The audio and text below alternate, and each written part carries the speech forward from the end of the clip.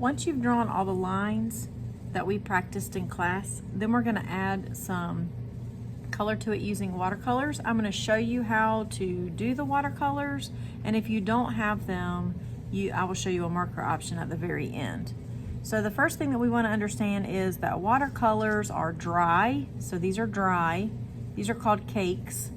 And you activate them, you wake them up by adding water to them. That's why they're called watercolors. So you want to get water on your brush first, and we just want to gently pet, like you're petting a dog, gently pet the color. Just to get it wet, get it woken up. And then we want to paint. When we paint, we want to be careful that we're doing nice strokes, that we're not scrubbing the brush back and forth.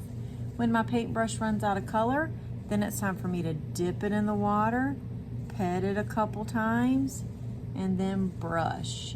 Your watercolors should go on watery. If they're going on sticky or gloppy, that means that you have too much water and not enough, or too much color and not enough water. So when you really scoop, sometimes I'll see students, they'll go around here so many times it'll get really wet and it'll look like pudding, and they'll scoop up the color. We're not ice cream scoopers, we're painters.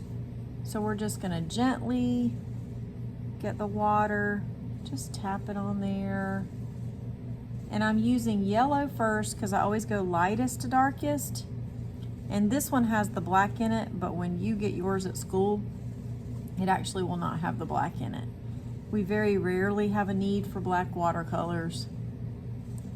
So once I am finished with my yellow, then I rinse out my brush completely and I move on to the next color, waking up the color, finding a place to paint it, painting until my watercolor runs almost dry on my brush. Tap it in the water, pet it in the paint, spread it around. You'll notice that I was skipping those. I might do those a different color. Or if you don't want to, watch what happens when you paint over crayon. So if you paint over crayon, if you colored hard enough, the crayon will still show up. So that's kind of cool. So we're just gonna fill this whole line paper with color. Each little section is just giving me an area that I can use one of my colors in. We want to paint the whole paper, spreading it out. So you want to do yellow first, and you want to do purple last. So this goes red, orange, yellow, green, blue, purple. Do purple last. If you want to do brown, you can. If you do not have paints at your house, if you don't have paints at your house, you can use these Crayola water markers, okay? And you can use them and you can add some color, just a little bit. Then you can take a wet paintbrush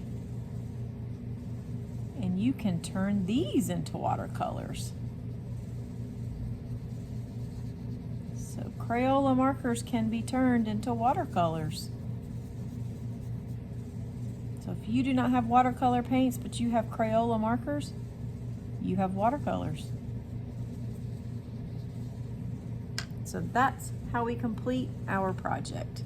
So in a moment, you'll see Miss Lyric's finished project, or finished background. We're not finished yet. We've got some other things to do to this line variety monster.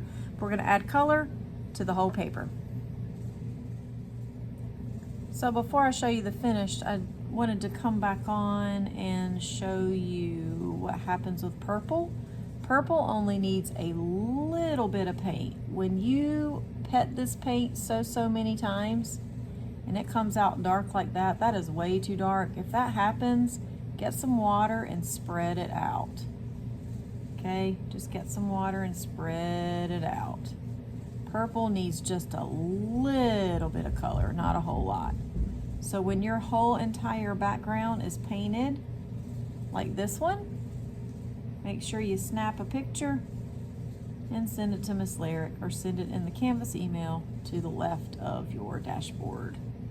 Okay? So that's the finished line Variety Monster background. Can't wait to see yours.